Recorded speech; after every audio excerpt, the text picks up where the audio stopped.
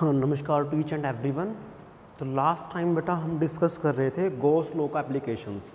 तो Gauss law के application में हमने दो एप्लीकेशन की थी, शायद तीन एप्लीकेशन की थी, जिसमें हमने electric field intensity find out की थी। किस किस की वजह से बेटा? एक तो पॉइंट चार्ज की वजह से, इनफाइनाइट यूनिफॉर्मली चार्ज वायर की वजह से, और तीसरा था बेटे हमने एक शीट माना था, इनफाइनाइट शीट माना था, जिसका जो चार्ज डेंसिटी था वो कितना था बेटे? Sigma coulomb per metre. अब उसी को ना हमें बेटे आगे फर्दर कंटिन्यू करना है, हमें गॉस लॉ का एप्लीकेशन फिर से डिस्कस करना है बेटे, ठीक है। तो क्या है उसके बाद? क्या बेटे? तो हेडिंग डाले बेटे क्या कि electric field intensity, electric field intensity due to the different shells, different spherical shell बेटे, spherical shells। अब डिफरेंट स्फेरिकल शेल्स का मतलब क्या बेटे? एक्चुअल में ना हमारे पास जो स्फेरिकल शेल हैं वो क्या है, उनके ऊपर जो चार्ज डिस्ट्रीब्यूशन है ना वो यूनिफॉर्म है बेटे, ठीक है। तो हमारे पास चार तरह के शेल्स हो सकते हैं, स्फेरिकल शेल चार तरह के हो सकते हैं बेटे। कौन कौन से हो सकते हैं? तो पहला तो है बेटे कौन सा? Hollow conducting, hollow conducting spherical shell, spherical shell बेटे। दूसरा कौन सा है? Solid conducting, solid conducting spherical shell बेटे। तीसरा है आपके पास कौन सा? तीसरा है hollow non conducting spherical shell.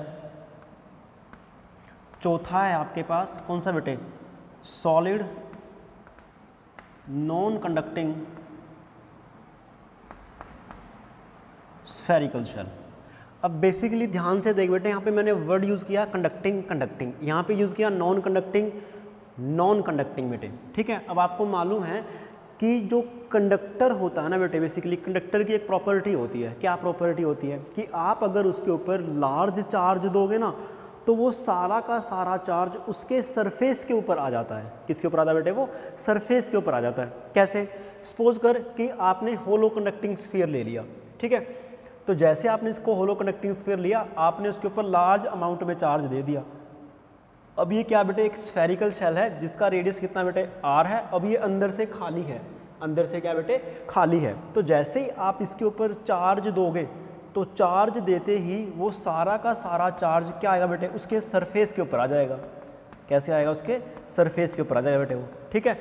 अब इसके लिए जो सरफेस, इसके लिए जो चार्ज डेंसिटी होगा ना, ऑब्वियस सी बात है क्या होना चाहिए बेटे? सिग्मा कूलम पर मीटर इसके ऊपर चार्ज होना चाहिए। अगर आप इसके ऊपर चार्ज दोगे कैपिटल Q तो वो सारा का सारा चार्ज इसके ऊपर यूनिफॉर्मली डिस्ट्रीब्यूट हो जाएगा, ठीक है। और उसका जो सरफेस चार्ज डेंसिटी बने कितना बने बेटे? Sigma coulomb per metre, sigma coulomb per metre square, sorry. Similarly अब ये सॉलिड कंडक्टिंग बेटे। सॉलिड का मतलब क्या है? कि अंदर से भी भरा हुआ है। जैसे अर्थ है हमारे पास, क्या है? अर्थ है, वो अंदर से भरी हुई है। तो सिमिलरली हमने इसको भी क्या मान लिया बेटे? एक स्फेरिकल शेल है, ओके। स्फेरिकल क्या बेटे? शेल है। अब वो अंदर से भरा हुआ है। अब कंडक्टर है ना बेटे, अब कंडक्टर की ना एक प्रॉपर्टी होती है कि आप अगर उसके अंदर भी चार्ज दोगे ना, मान लो आपने इसके ऊपर क्या करा बेटे? चार्ज दे दिया, अंदर भी चार्ज भर दिया। क्या कर दिया आपने? इसके ऊपर अंदर भी चार्ज भर दिया, positive positive positive positive positive positive positive, ठीक है। तो कुछ समय के पश्चात मैं ये देखता हूँ कि ये जितना भी चार्ज है ना, सारा का सारा वापस से कहाँ आ जाएगा बेटे? उसके सरफेस के ऊपर आ जाएगा। हालांकि ये अंदर से क्या है? भरा हुआ है। हमने चार्ज जो दिया इसके अंदर दे दिया, तो कुछ समय के पश्चात क्या होगा कि ये जो कॉन्फ़िगरेशन है ना, ये कॉन्फ़िगरेशन वापस से यही वाली कॉन्फ़िगरेशन बन जाएगी। मतलब जितना भी आप चार्ज दोगे कंडक्टिंग वाले केस के अंदर, वो सारा का सारा चार्ज वापस से कहाँ आ जाएगा बेटे? सरफेस के ऊपर आ जाएगा, ठीक है। तो मतलब ये वाली चीज़ कैसे बन जाएगी बेटे? इसको मैं दोबारा समझाना चाहूँगा। तो बन जाएगी कुछ इस तरह से। इसका रेडियस कितना माना हमने बेटे? Capital R। इसका रेडियस कितना माना बेटे? Capital R। तो जितना भी आपने चार्ज दिया था ना, वो सारा का सारा कहाँ पर आ गया? उसके सरफेस पे आ जाएगा, ठीक है। ये प्रॉपर्टी होती है कंडक्टर की। ये क्यों आया है ये आपको मैं समझाऊंगा, डोंट वरी। ये आपको मैं समझाऊंगा बेटे, डोंट वरी। सिमिलरली बात करते हैं होलो नॉन कंडक्टिंग की। अब बेसिकली चार्ज डिस्ट्रीब्यूशन हमारा यूनिफॉर्म है, तो होलो का मतलब क्या कि बेटे नॉन कंडक्टर है ये, मतलब नॉन कंडक्टर मतलब जैसे कि कोई प्लास्टिक की बॉल होगी, फुटबॉल होगी, जैसे अगर आप उसके ऊपर चार्ज दोगे तो ऑब्वियस सी बात है बेटे अंदर तो खाली है, वो अंदर क्या है, खाली है वो, तो अंदर तो चार्ज आएगा नहीं। और ये यूनिफॉर्मली चार्ज डिस्ट्रीब्यूशन है, तो सारा का सारा चार्ज कहाँ पर आएगा बेटे, सरफेस पर आ जाएगा। कहाँ पर आएगा, सरफेस पर आ जाएगा। सिमिलरली बात करता हूँ अब सॉलिड नॉन कंडक्टिंग की। अब सॉलिड नॉन कंडक्टिंग में क्या है, ध्यान से दे बेटे कि अगर एक स्फेरिकल शेल है वो नॉन कंडक्टिंग है। अब नॉन कंडक्टिंग मतलब एक तरह से इंसुलेटर है। अब इंसुलेटर की प्रॉपर्टी होती है कि जहाँ पर भी आप चार्ज दोगे ना वो चार्ज वहीं पे बैठ जाएगा, इधर उधर नहीं मूव कर पाएगा। जैसे मान लो आपने इसको चार्ज दिया बेटे, ये plus plus plus plus plus plus plus, तो जितना भी चार्ज है ना ये यहीं पे ही रहने वाला है, कहीं पे भी नहीं जाएगा ये, ठीक है। जितना भी चार्ज है ये यहीं पर रहने वाला, ये कहीं पर भी नहीं जाने वाला, ओके। इस तरह से बेटे, और बेटा सरफेस पर भी चार्ज है इसके, डोंट वरी। अब ध्यान से सुनो बेटे, इन तीनों में कौन कौन से में, hollow conducting solid sphere, solid conducting solid sphere और hollow non conducting solid sphere, इन तीनों के अंदर जो चार्ज फैला हुआ है ना वो सरफेस के ऊपर फैला हुआ है। अब सरफेस के ऊपर फैलने का मतलब क्या है कि इनके लिए जो डिफाइन किया जाएगा वो क्या डिफाइन किया जाएगा बेटे, सिग्मा। सिग्मा क्या है, सरफेस चार्ज डेंसिटी है, मतलब चार्ज पर यूनिट वॉल्यूम है। अब इस सिग्मा का सबसे बड़ा बेनिफिट यही है कि आप अगर किसी एरिया से मल्टीप्लाई कर देते हो इस सिग्मा का, तो उस एरिया के ऊपर कितना चार्ज आ रहा है वो चार्ज आ जाएगा आपके उस एरिया के ऊपर जितना आपने एरिया चूज करा, या हम ऑलरेडी डिस्कस कर चुके हैं, ठीक है। बट जब मैं बात करूँगा solid non conducting spherical shell की, तो इस केस के अंदर क्या है, इस केस के अंदर क्या बेटे कि ना जितना भी आपने चार्ज दिया ना वो वॉल्यूम के अंदर भी भर गया। अब जैसे ही चार्ज वॉल्यूम के अंदर जाएगा तो आप कौन सी डेंसिटी, कौन सी यूनिफॉर्म चार्ज डेंसिटी डिफाइन करते हो बेटे, आप करते हो वॉल्यूम चार्ज डेंसिटी, जिसको हमने कितना लिखा था बेटे, रो से, और वो क्या था, कूलम पर मीटर क्यूब, ठीक है। तो अब हमें क्या करना है बेटे, हमें ना 3 पॉइंट्स ले लेने हैं। कौन कौन से 3 पॉइंट्स लेने हैं, देखो जब मैं 3 पॉइंट्स लूँगा ना तो ये एक पॉइंट मैं लूँगा अंदर, उसको माना मैंने ए, दूसरा लूँगा बेटे मैं सरफेस पर, उसको माना मैंने बी, और तीसरा लूँगा बेटे मैं बाहर पर। तो मुझे इसकी वजह से ना ए, बी और सी पर कितना इलेक्ट्रिक फील्ड आने वाला है उसको मुझे निकालना है बेटे। क्या करना है कि कितना इलेक्ट्रिक फील्ड ए, बी और सी पर आने वाला है। अब ध्यान से देख बेटे कि सिमिलरली यहाँ पर भी होगा, इस वाले केस में भी होगा। बेसिकली ये चीज़ तो ये बन चुकी है, तो ए हमने यहाँ माना, बी उसका सरफेस है और सी क्या बेटे बाहर है। सिमिलरली ए हमने यहाँ माना, बी हमने यहाँ माना सरफेस पे, और सी बेटे क्या उसका बाहर है, ओके। सिमिलरली यहाँ पे कितना बेटे, ए हमने यहाँ माना, बी हमने सरफेस पे माना, और सी क्या बेटे हमने बाहर मान लिया से, ये ए है, ये बी है, क्या है बेटे, सी है।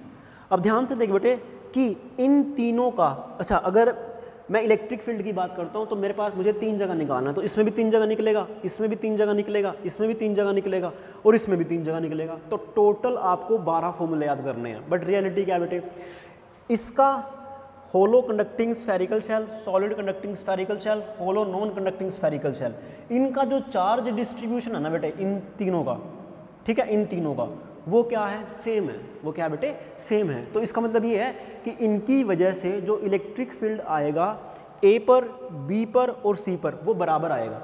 मतलब जो इलेक्ट्रिक फील्ड ए पर इसका आएगा ना वही इसका भी आने वाला बेटे अंदर, जो बी पर आएगा वही इसका आएगा बेटे, जो सी पर आएगा वही इसका आने वाला है, ठीक है। तो मतलब मुझे 3 फॉर्मूले इसके याद करने पड़ेंगे और 3 फॉर्मूले मुझे इसके याद करने पड़ेंगे, ठीक है। होप यू आपको अंडरस्टैंड आया। अगर आप लिखना चाहो ना तो बेटे आप ये सब बातें लिख सकते हो। क्या क्या लिख सकते हो, पहली बात तो ये लिखो कि जैसे ही मैं सॉलिड कंडक्टिंग स्फेरिकल शेल के ऊपर चार्ज दूंगा ना, अंदर भी चार्ज भरूंगा, तो वो चार्ज सरफेस के ऊपर आ जाएगा। आपके ये बात पॉइंट का है। दूसरा पॉइंट क्या लिखो बेटे, इसके लिए भी आप सिग्मा डिफाइन करोगे, इसके लिए भी सिग्मा डिफाइन करोगे और इसके लिए भी सिग्मा डिफाइन करोगे, ठीक है। चलिए जी अब आगे बढ़ते हैं। अब बेसिकली मुझे क्या करना है बेटे, electric field intensity find out करना है ए, बी और सी पर। तो ऑब्वियस सी बात है बेटे कि इन तीनों के लिए जो रिजल्ट आने वाला वो तेरा सेम आने वाला है। क्यों, क्योंकि तीनों के लिए जो यूनिफॉर्म चार्ज डेंसिटी है वो क्या बेटे, सेम है, ठीक है। तो मैं पहले अगर मैं इसका निकाल रहा हूँ तो ऑब्वियस सी बात है इसका और इसका रिजल्ट भी सेम आएगा, और जो ग्राफ भी आएगा वो भी क्या आने वाला बेटे, सेम आने वाला है, ठीक है। चलिए जी बढ़ते हैं आगे।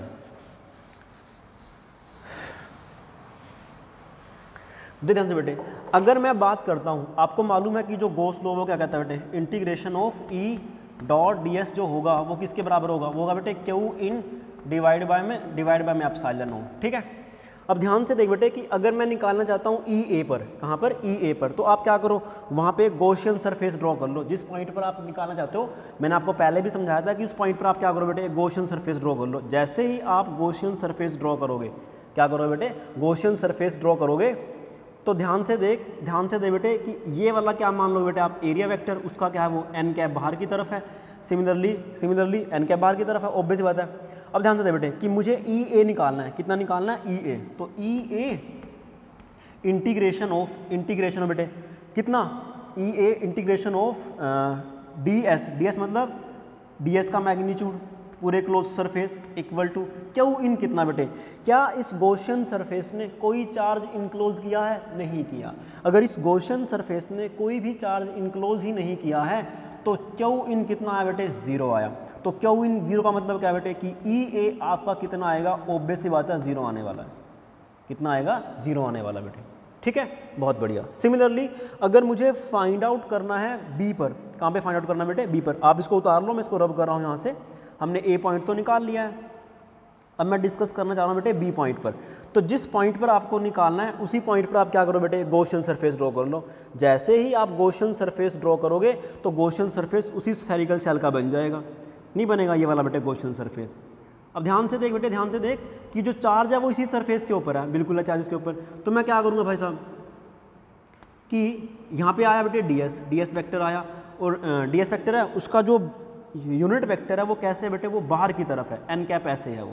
ठीक है, फिर से मैं क्या करता हूँ बेटे, गॉस लॉ अप्लाई करता हूँ वापस से। तो जैसे ही मैं गॉस लॉ अप्लाई करूँगा तो गॉस लॉ अप्लाई करने से क्या होगा, देखो बेटे ध्यान सुनो। तो मैंने अब की बार इलेक्ट्रिक फील्ड कितना लिखा, देखो ई में, अच्छा इधर इलेक्ट्रिक फील्ड बाहर की तरफ है बेटे, ऑब्वियस बात है बाहर की तरफ है, क्यों, क्योंकि अगर आप इसके बिल्कुल सरफेस के ऊपर यूनिट चार्ज रखोगे तो उसको वो बाहर की तरफ भगा देगा और उसके परपेंडिकुलर जाएगा। और ये हमने इलेक्ट्रिक फील्ड लाइंस में भी हमने डिस्कस किया था कि जो इलेक्ट्रिक फील्ड लाइंस होती हैं वो सरफेस के परपेंडिकुलर होती हैं। ठीक है, तो ध्यान से सुन बेटे कि जो ई बी आएगा, ए तो हम निकाल चुके हैं, ई ए तो 0 आया हमारे पास, अब ई बी निकाल दे बेटे। ध्यान से सुन बेटे, इलेक्ट्रिक फील्ड और डी एस के वेक्टर में, डी एस वेक्टर है जो उसका यूनिट वेक्टर है, उसमें एंगल कितना बेटे, 0 है।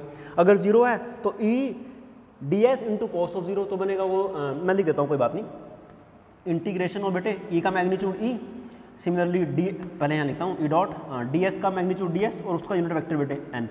इसने कितना चार्ज इनक्लोज कर रखा बेटे, इस गॉसियन सरफेस ने कितना चार्ज इनक्लोज कर रखा है, वो कर रखा बेटे कितना, क्यू डिवाइड बाय में एप्सिलॉन नॉट। ठीक है, अब ध्यान से देख बेटे कि ई में और एन कैप में कितना एंगल है, 0 डिग्री। अगर 0 डिग्री है तो ये ई आ जाएगा बेटे बाहर, एन कैप मतलब मैग्नीट्यूड 1 और कोस ऑफ 0 1, तो कितना बचा, इंटीग्रेशन ऑफ डी एस बेटे equal to q by epsilon not.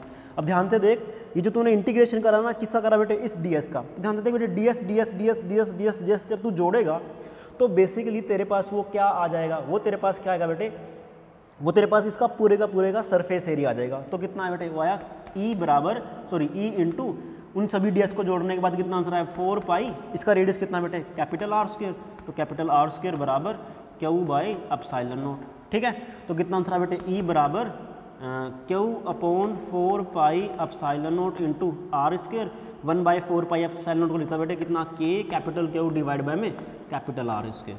तो क्या रिजल्ट आ गया बेटे, ये ई बी पर आ गया आपका पास, क्या आ गया, ये ई बी पर आ गया। ठीक है, ये ई बी है आपके पास। सिमिलरली अभी आप लोगों को बताया था कि जो ई ए का वैल्यू आया था वो कितना आया था बेटे, 0 आया था। ई बी पर कितना वैल्यू आया बेटे, वो ये वाला आया, k Q by capital R square. अब मुझे कहाँ पर करना है भाई, मुझे निकालना बेटे सी पर, ये वाला सी है। तो मैं क्या करूँगा भाई साहब, ये पॉइंट तेरा कौन सा मान लो, पॉइंट तेरा सी है, मतलब बाहर निकालना है, आउटसाइड निकालना है। तो इस सरफेस के ऊपर क्या कर दे बेटे, ये जो तूने बनाया है कितनी दूरी पर है, ये तेरा है स्मॉल आर दूरी पर। कितनी दूरी पर है बेटे, ये स्मॉल आर दूरी पर है। तो यहाँ पर तू क्या कर, एक गॉसियन सरफेस वापस से ड्रॉ कर ले। जैसे ही तू गॉसियन सरफेस ड्रॉ करेगा उसका जो रेडियस बनेगा कितना बनेगा बेटे, स्मॉल आर, कितना बनेगा, स्मॉल आर। फिर से वही कहानी, यहाँ पे तूने छोटा सा एलिमेंट ले लिया डी एस, उसका यूनिट वेक्टर है बेटे बाहर की तरफ। यहाँ पे इलेक्ट्रिक फील्ड भी किस तरह आएगा बेटे, ई वेक्टर आएगा। तो ध्यान से सुन बेटे कि ये वाला स्टेप और ये वाला स्टेप, मतलब यहाँ तक तो सेम चलने वाला है, यहाँ तक क्या बेटे, सेम चलने वाला। अगर यहाँ तक सेम चलने वाला है तो बस ई बी की जगह कितना रख दो आप, ई सी रख दो।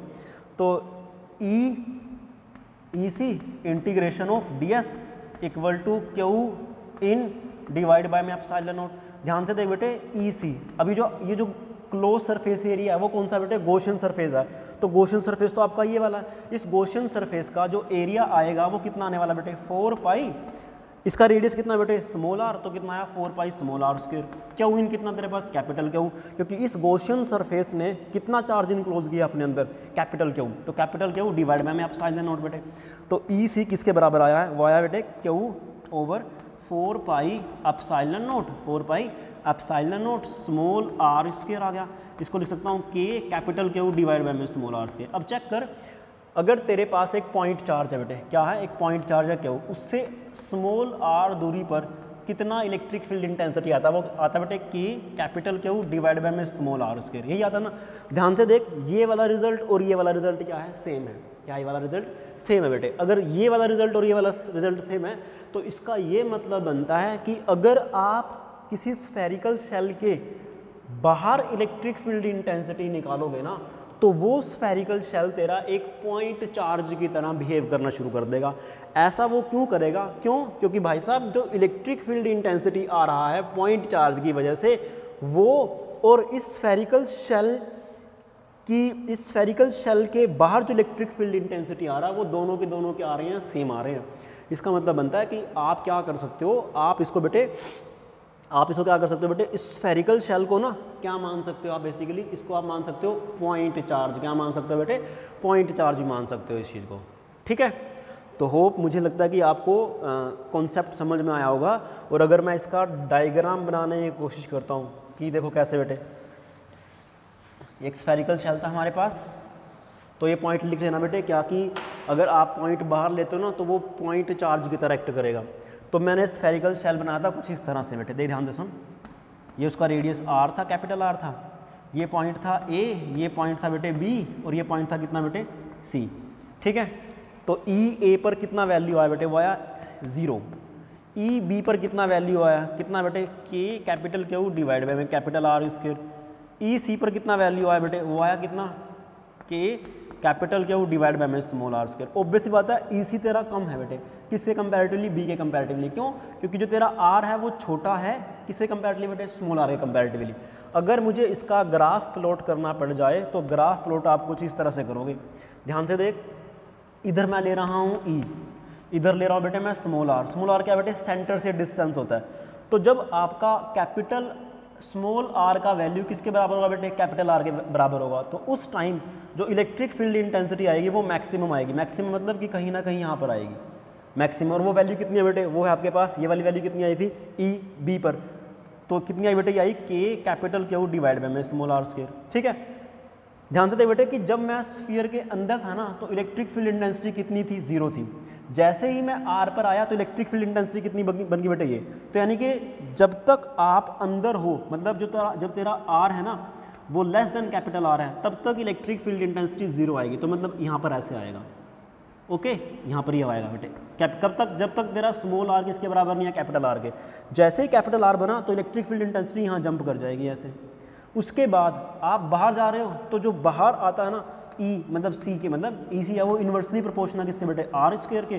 तो जैसे ही वो R स्क्वायर के इन्वर्सली प्रोपोर्शनल है, तो जैसे ही R ग्रेटर होगा किससे बेटे, कैपिटल R से, तो आपका जो इलेक्ट्रिक फील्ड इंटेंसिटी है वो इन्वर्सली स्क्वायर के वैरी करेगा, और जो ग्राफ आएगा कुछ ना कुछ इस फॉर्म का आ जाएगा ऐसे, ठीक है बेटे।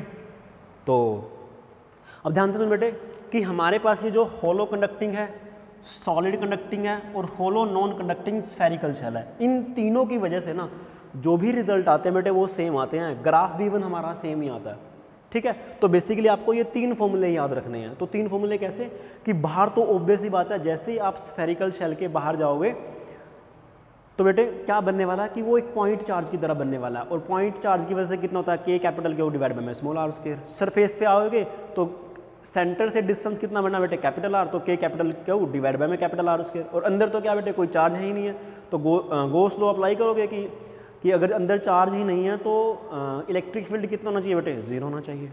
कितना होना चाहिए, वो 0 होना चाहिए, ठीक है। अब बचता है हमारे पास कौन सा बेटे, solid non conducting spherical shell. इसको हम बेटे क्या करेंगे, इसको बाद में करने की कोशिश करेंगे, ठीक है। एक तो ये बाद में करेंगे, और दूसरा क्या बेटे, एक क्वेश्चन है NCERT का, वो लास्ट वाला एग्जाम्पल है, ठीक है। वो एक अच्छा एग्जाम्पल लगा मुझे, तो उसको भी हम उसी में डिस्कस करेंगे नेक्स्ट वीडियो के अंदर बेटे। Thank you.